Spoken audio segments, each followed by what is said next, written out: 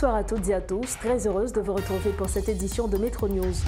Au sommaire de ce mardi, comme annoncé, les médiateurs de la CARICOM sont dans nos murs. Ils entameront les discussions avec les partis impliqués dans la crise à partir du 6 décembre. Le maintien du Premier ministre à son poste sera l'un des sujets de débat. Crise sécuritaire, le coordonnateur du collectif du 4 décembre appelle le gouvernement haïtien à donner les moyens nécessaires aux forces armées d'Haïti en vue de combattre la violence des gangs. Et puis, assassinat de Jovenel Moïse, Joseph Vincent devient le premier Américain à plaider coupable dans le complot visant à tuer le chef de l'État.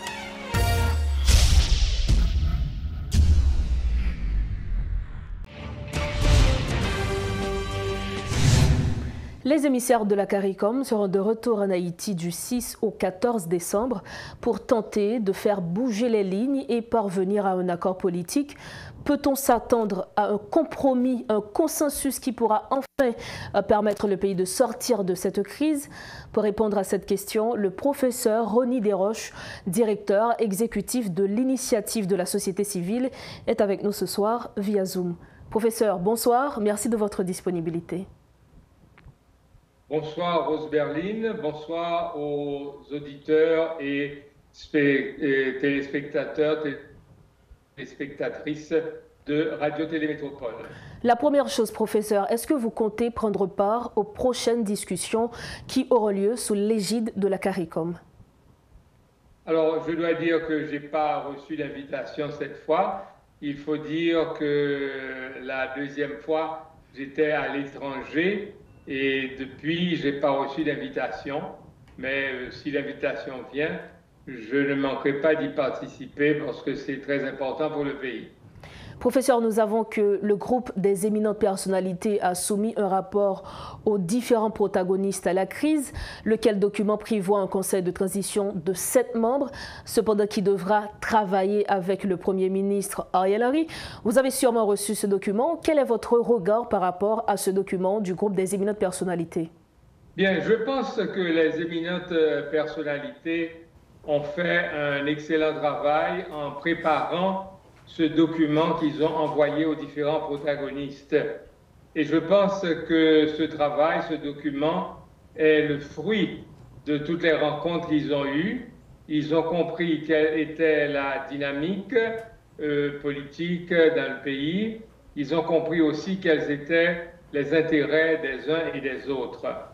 La première chose, c'est que ce document parle d'un exécutif bicéphale, justement. Or, c'est l'une des revendications de l'opposition, que l'exécutif soit bicéphale. Donc, il parle de bicéphalité de l'exécutif. Deuxièmement, ils ont dit très clairement que le Conseil de transition aura des attributions présidentielles. C'était également l'une des revendications de l'opposition. Voilà donc deux concessions importantes faites à l'opposition. Et troisièmement, ils ont élargi à 7 membres le Conseil de transition. Je pense que c'est aussi une bonne chose pour l'opposition parce qu'avec 7 membres, ils arrivent à donner 4 places, 4 sièges à des hommes ou des femmes politiques dans le Conseil de transition. Or, nous savons que la question de prestige, la question d'occuper des places, et particulièrement une place au niveau de la présidence, c'est quelque chose qui importe beaucoup pour les hommes politiques et pour les femmes politiques. Donc, ce sont autant de concessions, je crois, valables qui certainement vont porter l'opposition à accepter ce compromis. Ensuite, je crois que malgré tout, ils ont gardé un poids important au Premier ministre. Il est vrai que M. Ariel Henry, son nom n'est pas cité dans le document. Cependant, on n'a pas l'impression qu'il est question de changer de Premier ministre. Et même, il y a un certain poids qu'on lui donne dans ce document en prévoyant que 40% des membres du gouvernement, du nouveau gouvernement qui sera formé, seront choisis par le Premier ministre. Justement, professeur. Ça donne un poids politique important. C'est un certain compromis qui est trouvé entre les tendances des deux partis, des deux branches, n'est-ce pas, si vous voulez, de la classe politique. Vous avez pris le soin d'énumérer les concessions faites par le groupe des éminentes personnalités pour l'opposition. Cependant, en ce qui a trait au Premier ministre, est-ce que d'ores et déjà on ne peut pas prévenir un énième échec de la CARICOM, tenant compte justement du Premier ministre Ariel Henry qui est là dans la proposition, alors qu'on sait que certains protagonistes réclament le départ d'Ariel Henry? Donc, dans ce cas, est-ce qu'on ne peut pas prévenir un énième échec? Bon, naturellement, je crois que c'est de bonne guerre que l'opposition demande le départ du Premier ministre parce que l'un de leurs objectifs, c'est de pouvoir le remplacer. Mais il ne faut pas oublier que le Premier ministre, il a signé une lettre envoyé au secrétaire général des Nations Unies pour demander l'envoi d'une mission d'appui à la police nationale, une force qui pourrait aider le pays à retrouver la sécurité. Je ne pense pas que la communauté internationale va changer de cheval en plein gué.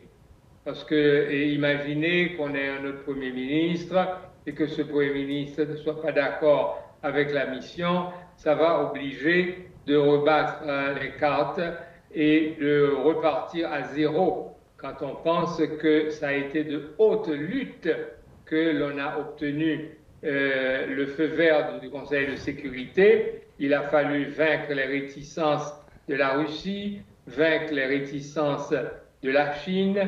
Il a fallu trouver un remplaçant au Canada qui n'a pas voulu prendre le leadership. Et jusqu'à présent, au niveau du Kenya, il y a encore une valse hésitation. Je pense que l'international ne va certainement pas changer de Premier ministre en cours de route. Mais professeur, je crois que de l'autre côté, l'opposition a dû se rendre compte qu'elle doit composer avec M. Henry. Mais professeur, est-ce que ça révèle de la communauté internationale ou du moins tout simplement des acteurs politiques haïtiens? Bon, écoutez, nous ne pouvons pas sous-estimer l'importance de l'international dans cette question, car il faut dire que nos institutions sont affaiblies, énormément affaiblies. D'ailleurs, la plupart d'entre elles n'existent même pas, n'ont pas une existence légitime.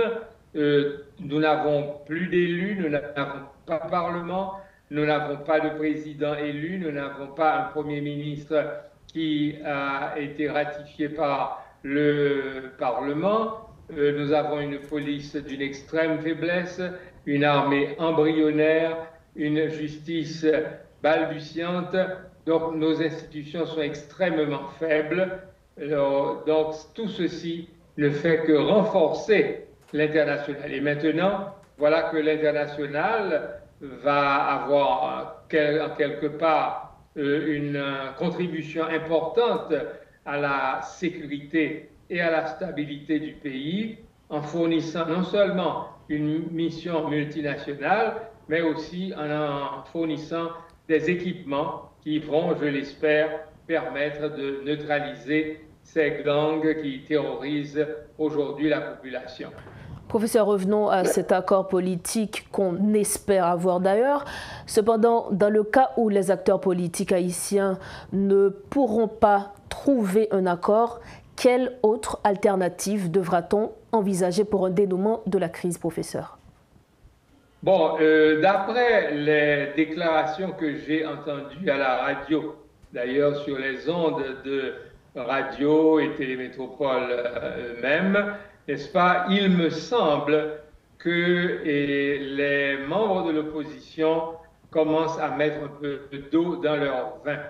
J'ai entendu plusieurs protagonistes dire que, bon, maintenant, on peut considérer la possibilité de trouver un accord avec Ariel Henry, avec l'actuel Premier ministre. J'ai entendu des gens dire peut-être qu'on peut aller vers un compromis. Bref, il me semble que le discours très rigide que l'on entendait il y a quelque temps s'est quelque peu atténué, ce qui laisse croire qu'on peut arriver à un compromis.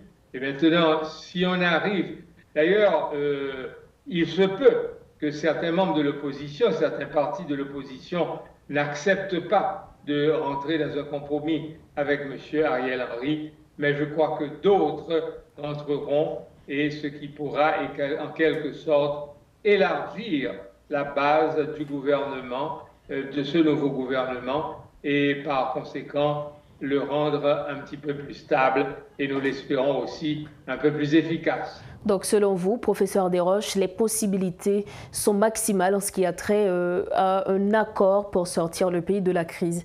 Merci infiniment, professeur Desroches. Je ne dirais pas maximal, mais on a des possibilités qu'on peut estimer raisonnables. Voilà, merci infiniment, professeur. Merci beaucoup. Merci à vous. Bonne soirée. Merci. Voilà, c'était avec nous le professeur Rony Desroches, directeur exécutif de l'initiative de la société civile. Avec lui, nous avions échangé sur le retour des émissaires de la CARICOM au pays du 6 au 14 décembre prochain pour tenter de trouver un accord entre les acteurs politiques haïtiens. Conflit haïtiano-dominicain, le gouvernement dominicain a intensifié sa présence militaire à Dahabon en réaction à ce qu'il qualifie d'incursion de policiers haïtiens sur son territoire national. Selon le journal El Tiempo, ces derniers ont agressé des individus engagés dans des activités commerciales informelles dans la zone de la Villa. Suite à l'agression, les commerçants dominicains ont réagi en expulsant les Haïtiens qui exerçaient leur activité commerciale de la rue de Capotillo de cette municipalité. De ce fait, une présence militaire substantielle a été établis dans les rues, les parcs et d'autres lieux publics de la ville. Notre correspondant permanent en République dominicaine, Jean-Michel Carrois, est avec nous ce soir via Zoom. Jean-Michel Carrois, bonsoir. Merci d'être avec nous ce soir. Alors, la première précision qu'on aimerait que vous nous apportez, est-ce que l'intervention des policiers haïtiens dimanche dernier ne s'était pas effectuée sur la zone tampon sur la ligne frontale entre Haïti et la République dominicaine? Alors, écoutez, il y a plusieurs versions à propos de cet incident. Le président Luis Abinader en a parlé lors de sa conférence de presse hebdomadaire lundi et son ministre des Relations extérieures, Roberto Alvarez, est revenu hier sur cet incident. Tous les deux ont dit qu'il y avait eu une incursion inacceptable, selon le ministre, de policiers haïtiens sur le territoire dominicain. Selon d'autres versions, l'incident aurait eu lieu dans le No Man's Land, dans le territoire séparant les deux pays, et non pas sur le territoire dominicain. Selon le président dominicain, l'incident a eu lieu à environ 5 ou 6 kilomètres de la principale porte qui sépare donc la ville dominicaine de Dahabon de Ouanaminthe côté haïtien. Donc il y aurait eu un incident lors d'un marché informel entre commerçants dominicains et acheteurs haïtiens. Des policiers, ou en tout cas des gens vêtus de policiers, seraient intervenus et auraient agressé les gens donc, qui faisaient du commerce dans cette zone. Sur le lieu exact, dont je vous dis, il y a une controverse, mais en tout cas, ce qui est sûr, c'est que ça s'est déroulé tout près du mur d'enceinte que les Dominicains sont en train de construire. Alors, le président dominicain a qualifié de provocation cette présumée incursion. On le dit avec toute la prudence que ça demande. Est-ce qu'il compte riposter puisqu'il a déclaré, et je cite, « Le gouvernement sera très dur avec la situation survenue à la Villa, dans la zone de Dahabon ». Est-ce qu'on peut s'attendre à des réactions de la part du gouvernement dominicain? Alors la seule réaction qu'il a évoquée et qui, semble-t-il, a déjà été mise en pratique est une note diplomatique, une note qui a été envoyée donc par le ministre des Relations extérieures, Roberto Alvarez, au gouvernement haïtien. Le ministre a tenu à préciser qu'il fallait envoyer cette note, mais que le gouvernement haïtien n'avait peut-être pas le contrôle de la situation dans cette zone, mais qu'il était de toute façon responsable de ce qui se produit sur le territoire haïtien. Raison pour laquelle, a-t-il dit, cette note dure, selon les propos du gouvernement dominicain et du président Abinader, a été envoyée au président, enfin au Premier ministre et au gouvernement haïtien. Alors, parlant justement des autorités haïtiennes, il y a le directeur du ministère du Commerce du Nord-Est, M. Leslie Théogène, qui a vivement nié les accusations, les allégations plutôt, selon lesquelles les policiers haïtiens auraient pénétré le sol dominicain. Est-ce que cela ne fait que rallonger la liste des incidents diplomatiques entre ces deux pays? Jean-Michel Cahouat, pour finir. Oui, alors le président dominicain Abinader a dit que la frontière était calme. Il a annoncé un renforcement du dispositif militaire.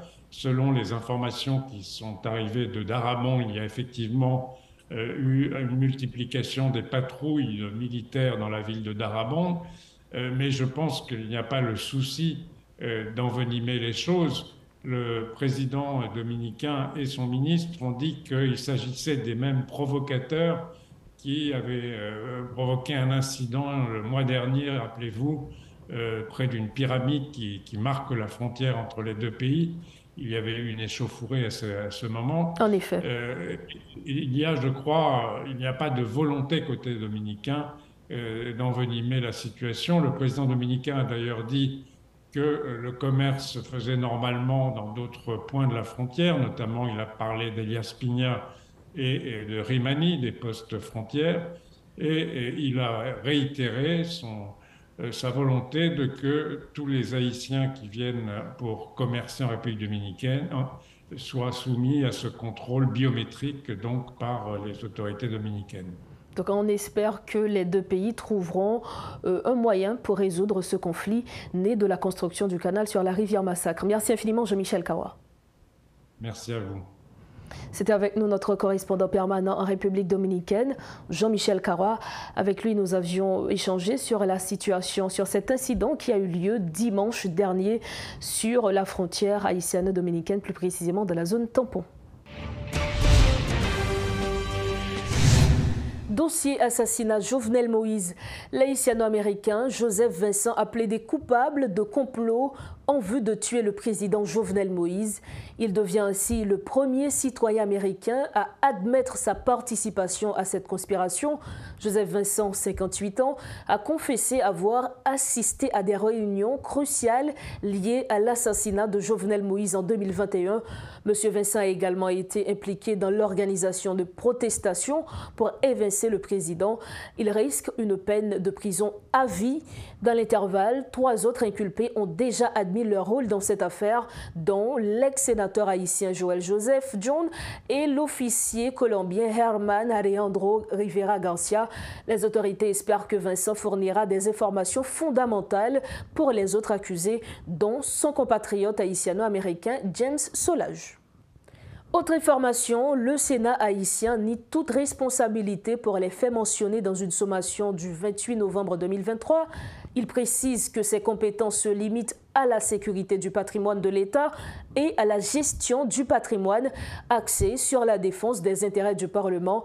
Le Sénat décline toute responsabilité dans la qualification des infractions et se dit prêt à remettre ses biens en respectant les procédures judiciaires. Les ex-sénateurs Joseph Lambert et Hervé Fourcan ont répondu aux questions du commissaire du gouvernement de Port-au-Prince concernant des allégations de détournement de véhicules du Sénat. Chapitre insécurité, l'association pour la défense des consommateurs haïtiens exprime son inquiétude devant l'insécurité persistante dans le pays. Elle déplore que des entrepreneurs soient contraints de payer des rançons à des bandits armés pour distribuer leurs marchandises. Les responsables de l'association demandent aux autorités de prendre des mesures concrètes pour résoudre ce problème qui entraîne des pertes pour les acheteurs et expose les propriétaires à des soupçons de complicité tout en générant une anxiété chez les chauffeurs. sur question la vie chère, dans produits, première nécessité alimentaire, farine, sucre, et produits, matériaux de construction, qui tournent en casse-tête chinois, qui tournent en bail très cher dans le pays, à cause d'un seul bagage qui c'est banditisme et insécurité. Chaque camion qui a sur ton côté, le bon comme pour le bail, pour lui, il côté là, commencer sous passage, il finit sous marchandise. Donc, bagage la vie vraiment invivable pour les consommateurs haïtiens. C'est dans la même perspective ça, on a parlé de tout produit, faut que nous battre pour nous gérer ça relève sécurité pays. Par contre, comment nous allons passer? Bah, de personne secteur, tout secteur fait pour mettre tête ensemble pour nous finir dans ça. Parce que tout petit cob sous côté que mon a payé gang camion pour traverser camion au Cap, au Caille, Saint-Marc et Jérémy, c'est consommateur final là qui paye. C'est pas mon qui achète du riz, qui achète sucre, qui achète poids, qui achète peinture, qui achète fer, qui achète tol, qui achète clou à payer, mais c'est plutôt c'est monde qui va le faire caillou, c'est monde qui va le manger du riz à poids, c'est eux même. C'est comme ça qu'on a parlé tout pour faire téléphonie mobile qui vient nous gros bagaille actuellement pour toute société. C'est avec nous chercher des moyens nous l'autre bord, nous faisons des WhatsApp nous tout ça nous besoin faire de communication rapide encore. Nous là on a parlé avec Madagascar, l'Afrique, RDC, tout c'est grâce à internet et pour nous gagner bien, il faut gagner qualité. Aux gens deux compagnies Natcom avec Digicel a dirigé là, nous pas gagner qualité parce que le banditisme et l'insécurité pas ba yo chance pour aller dans site yo. Il a pillé site yo, il a crasé toute bagaille. Il a prend gasoline, fait fondant une bonne bagaille qui pas permettre nous gagner une qualité fiable de internet là. Pour nous finir, pour nous conclure, nous avons demandé toute société haïtienne, quel que soit le niveau où il la donne, c'est pour travail, pour nous croiser gang, croiser insécurité et croiser banditisme. Jean-Robert Argan, coordinateur général du collectif 4 décembre, demande aux autorités de donner aux forces armées d'Haïti les moyens nécessaires pour résoudre l'insécurité. Le pays a déjà essayé différentes solutions avec des forces étrangères, mais cela n'a rien donné de concret. La situation nécessite une solution durable, soutient l'acteur de la société civile. Jean-Robert Argan répond aux questions de Rodolphe Pierre-Louis. Merci, Monsieur Argan, parce que vous avez choisi de répondre à l'invitation Métropole. Récemment, vous avez eu une conférence de presse côté que vous dit que est-ce que il pas mieux si vous avez fait investissement ça dans l'armée d'Haïti côté que vous avez bali des moyens adéquats pour lui-même les capables de une réponse proportionnelle par rapport à l'insécurité qui sévit dans le pays. Donc jusqu'à présent, ça va avoir environ un mois. Est-ce que vous toujours des mêmes positions ça et comment, selon vous-même, autorités gouvernementales eux-mêmes accueilli annonce ça? Ok, qui est la même position avec un léger changement. C'est-à-dire que là, au moins, sur des dit la conférence de presse, ça, autorité étatique qui n'a pas investi l'argent. L'argent, ça, c'est mon étranger qui a baillé. Ok? Par exemple, il a décidé de comme Kenya 250 millions de $, qui dit que pour vous, 1000 policiers, vous avez besoin de 250 millions de $, cash d'advance. Ok? Kounia, il y a pas 1000 encore, c'est 5000, donc pas combien comme la va monter. Par contre, l'État haïtien, il y a un engagement, et même pour le prendre, pour la participation. Ça. Et c'est dans ce sens que nous disons, nous-mêmes, nous sommes plus forts que jamais que l'État haïtien a fait pour prendre responsabilité ça. Et que Kounia, il faut arranger. Pour que, au fait, au lieu que dans le bail comme ça, au lieu que comme ça, que le sorte de bois, que l'ici, nous pouvons partir là-dedans seulement, et au lieu perdu comme ça, parce que je comprends perdu, parce que vous, 1000 personnes, 2000 personnes, 3000 personnes, là, vous fait 1 an, vous retournez, 2 ans, et après ça, et après aller. Et le problème restera le même. Donc, est-ce que, quelque part, il y a une volonté avec une autorité étatique, ou bien il y a plus manifesté pour une force multinationale? Ok. Et pour nous rendre à l'évidence que responsable l'État, notamment le Premier ministre, on a dit, ils sont arrivés dans le stade, ils n'ont peut-être même pas la liberté de penser, voire d'agir. Eux-mêmes, ils travaillent suivant l'instruction que recevoir, suivant le mandat que vous avez. Ce n'est pas ni moi ni la population qui va pour ce mandat. Le mandat là sort un tweet. Okay? Et c'est là que le boss y est. C'est le boss qui a besoin de faire à droite, faire à gauche. Donc, ce n'est pas un bonhomme qui est assis, qui est là pour vraiment imposer un bagage pour le pays. Il est là pour faire la lose de façon que l'international là joue que les jouer. Et c'est ça le drame, parce que c'est nous, population, qui a payé les conséquences. Parce que je dis, ça après venir. La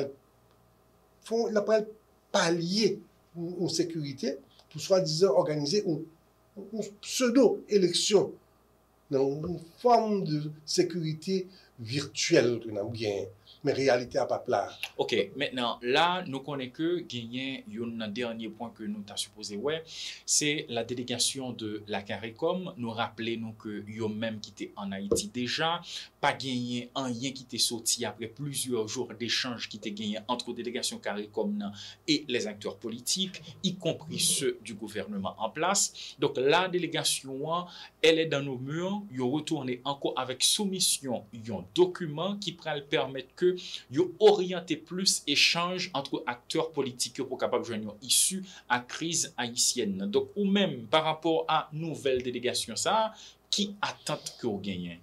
Eh bien, rien ne sortira de cette histoire. On ne peut pas faire son bruit de l'eau.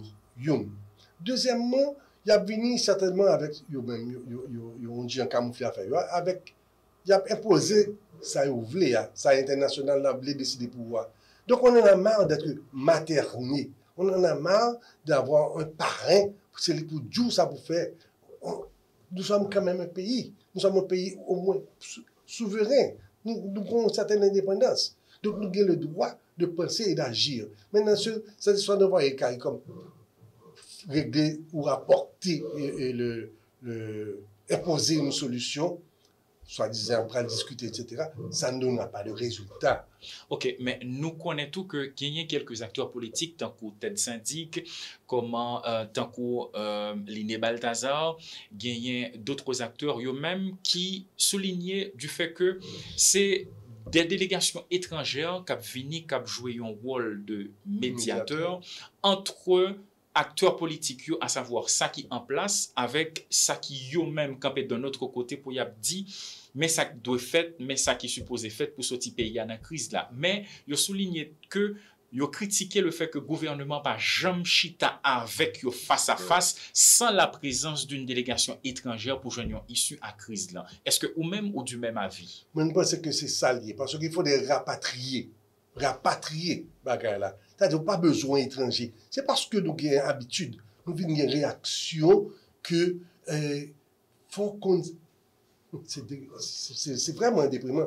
L'on parle, on discute à mon nom et puis où j'ai une solution, où mais sous comme ça blanc vlé. Mais qui mêle à ça blanc vlé? Il faut capable rapatrier bagay ou capable chita en face. Même je nous chita là dans même avec nous allons discuter. On peut avoir des opinions différentes, mais nous capable trouver sur une solution pourvu que ça nous garde à ces pays qui restent. C'est pour lui que ça fonctionné. Mais plus on met aux étrangers, a fait pas c'est plus la gâté. Et plus on a perdu indépendance. Et finalement, on va arriver dans un stade que même pour acheter un crayon, on va le demander étranger, est-ce qu'il faut m'acheter crayon? Qu'est-ce que ça veut dire? Voilà, amis téléspectateurs, c'était Jean-Robert Argan du collectif 4 décembre qui émet son opinion par rapport à la délégation de la CARICOM ainsi que les forces armées d'Haïti. Donc de son côté, il croit que si l'on investit dans l'armée d'Haïti, eh bien cette force nationale pourra apporter une solution à la crise et il est de l'avis que le gouvernement doit prendre la disposition de s'asseoir avec les acteurs politiques en vue de trouver une solution haïtienne à la crise qui perdure. Paul Léel et Rodolphe Pirlo. Nous sommes au terme de ce journal, mais avant de partir, voici le rappel des titres à la une de ce soir. Comme annoncé, les médiateurs de la CARICOM sont dans nos murs. Ils entameront les discussions avec les parties impliquées dans la crise à partir du 6 décembre. Le maintien du Premier ministre à son poste sera l'un des sujets de débat. Crise sécuritaire, le coordinateur du collectif 4 décembre appelle le gouvernement haïtien à donner les moyens nécessaires aux forces armées d'Haïti en vue de combattre la violence des gangs. Et puis assassinat de Jovenel Moïse, Joseph Vincent devient le premier Américain à plaider coupable dans le complot visant à tuer le chef de l'État. C'est la fin de cette édition de Métro News. Merci de votre attention. Restez sur Métropole pour la suite de la programmation. Rendez-vous demain. Bonsoir.